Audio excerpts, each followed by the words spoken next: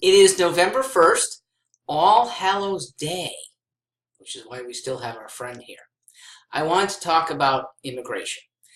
There's not too much that a governor has control over that tends to be a federal responsibility. But I'll start by reiterating that this governor would provide sanctuary to good people who are living here.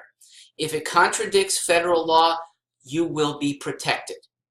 Now, let's address proper policy for those who have yet to come here and want to. We need to revamp the federal systems. They're not working fairly and they're not effective, especially on the overstayed visas. I have asked for a moratorium to reduce things to a trickle for 2, 3, 4, maybe even 5 years until we get our house in order. It is proper to do that. It is not immoral for temporary restrictions on immigration.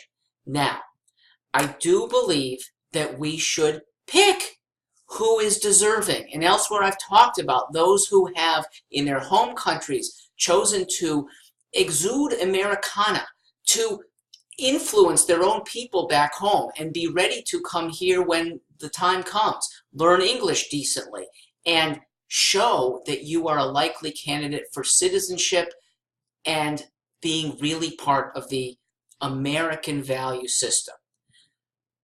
We, once you have arrived, should be obligated to monitor you.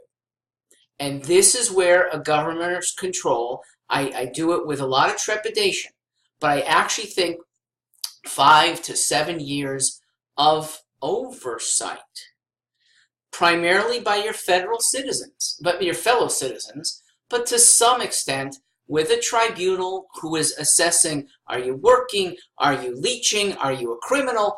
Those deserve monitoring.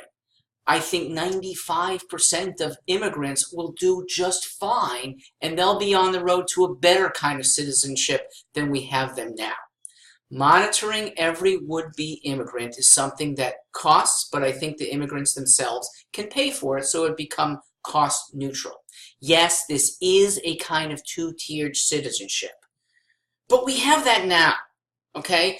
Subordinate citizenship for 5, 6, 7 years gets you full-fledged citizenship, and after 5 years, when you take a test, show the recommendations of 3 residents who want you to stay, you will be a full-fledged citizen, no change in status.